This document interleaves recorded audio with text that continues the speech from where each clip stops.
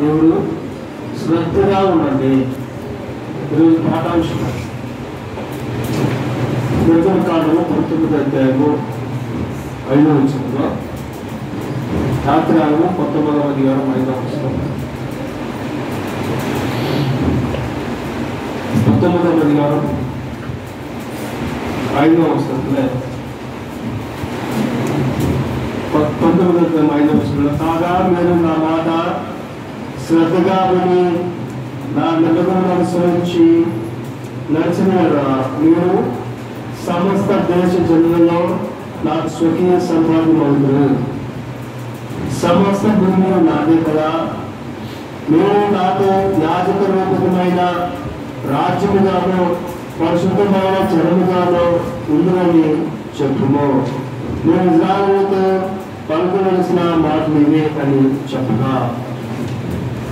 కాబట్టి దేవుడు తన ప్రజలైన ఇజ్రాయేలుతో దేవుడి మాటలు, పరలోకమందున్న దేవుని పరిశుద్ధుని మాటలు మనకి ఇస్తున్నాడు.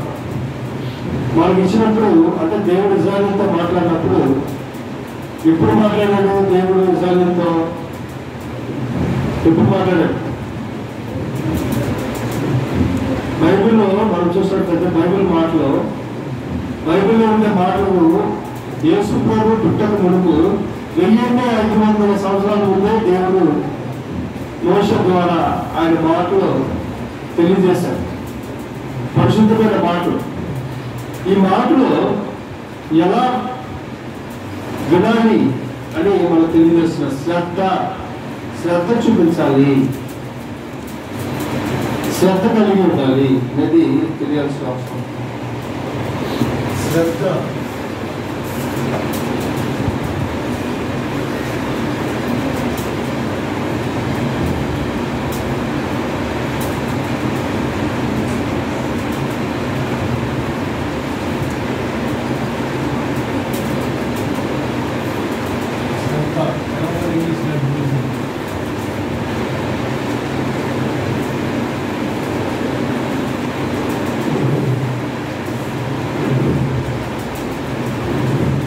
శ్రద్ధగా ఉండండి.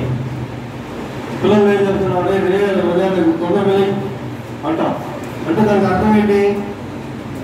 ఎక్కువ శాతం నిద్రపోకు, తొందరగా ఈ పనులు నువ్వు చేసుకో, స్కూల్ టైం అయింది, కాలేజీకి టైం అయింది అని శ్రద్ధ కల్పిస్తుంటాం పిల్లలకి. అదేవిధంగా మేము దేవుడు ఏం చేస్తున్నాడంటే శ్రద్ధగా ఉండండి అని చెప్తున్నాడు పిల్లలు. ఎవరికంటే మనుషులకి ఆజ్ఞాపిస్తున్నాడు దేవుడు. శ్రద్ధగా వినాలి, దేవుడు వాక్యం ఎట్టుండాలి? శ్రద్ధగా వినాలి. శ్రద్ధ అంటే ఏమని అర్థం చెప్తున్నాడు చూడండి. ఎలా వినాలి? శ్రద్ధ అంటే దానికి అర్థం ఏంటి? డిఫరెన్స్ ఇస్తున్నాడు.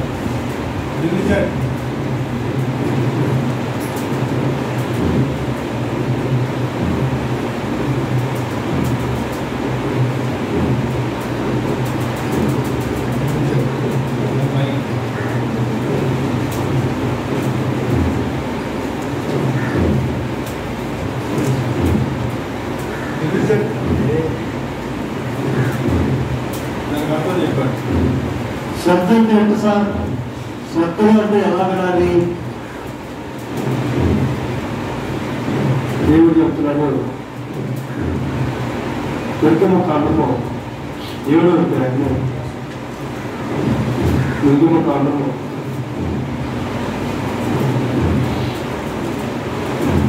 అధ్యాయము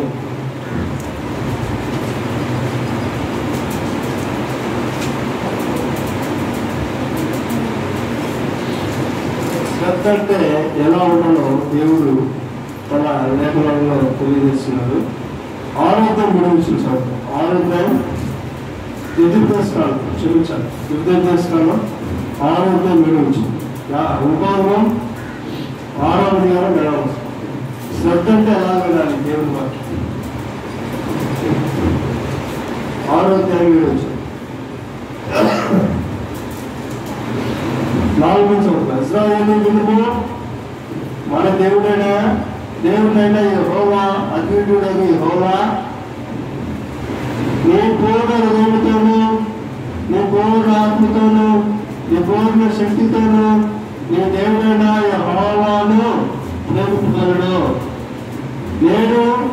నేను మీకు ఆజ్ఞాపించు ఈ మాటలు నీ హృదయంలో ఉంచవలను.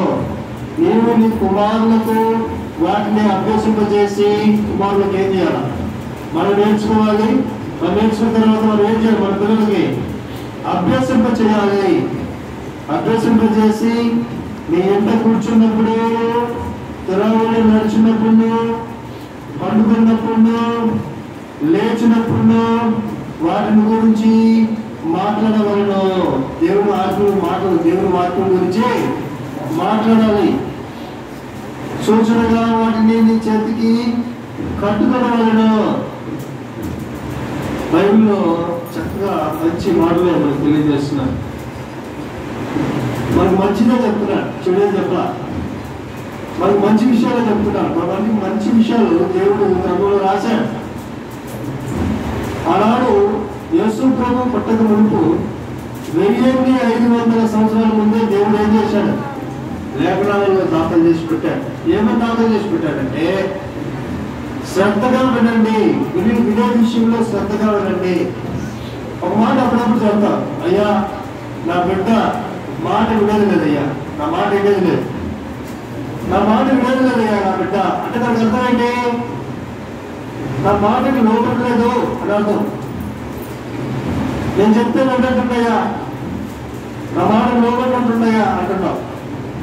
దానికి అర్థం ఏంటంటే పిల్లలు నా మాటకి లోపడలేదు. కాబట్టి వినే విషయంలో శ్రద్ధగా విని అని అంటే దానికి అర్థం ఏంటి? లోబడాలి అని అర్థం. శ్రద్ధగా వినడం అంటే శ్రద్ధగా దానికి లోబడాల్సిన అవసరం ఉంది. దేవుని వాక్యానికి లోబడాలి, కీల్పడి వేయడం. శ్రద్ధ అంటే ఏమన్నాడు బైబిల్లో అంటే డిలిజెంట్ అనే ఇంగ్లీష్ పదంలో వాడాడు. ఎబ్రీయులకు రాసిన పత్రిక 11వ అధ్యాయంలో 6వ వచనంలో, ఎబ్రీయులు 11:6 శ్రద్ధ అనే దానికి ఏం చెప్పాడు? తమిళ్లో ఉంటుంది.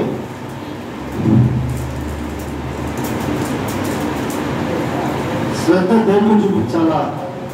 ఎబ్రీయులు 11:6 దేవుడు ఉన్నాడనియు తన్ను వెతుకువాడికి ఫలము దయచేస్తాడని నమ్మవాలి కదా. తన్ను వెతుకువాడికి అనే దగ్గర ఇంగ్లీష్లో ఏమంటే దోస్ డిలిజెంట్లీ సీక్ హిమ్ అన్నాడు. దోస్ డిలిజెంట్లీ సీక్ హిమ్ అంటే శ్రద్ధగా వెతుకువాడికి ఫలము దయచేస్తాడు. దేవుడిని కనుక శ్రద్ధగా నువ్వు ఆరాధన చేస్తే నీకు ఫలము దయచేస్తాడు.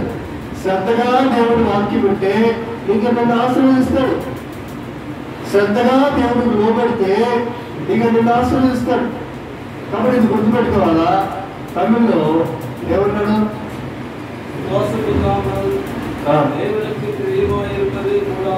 புராத காரியம் ஏனென்றால் தேவனிடத்தில் சேருகிறவன்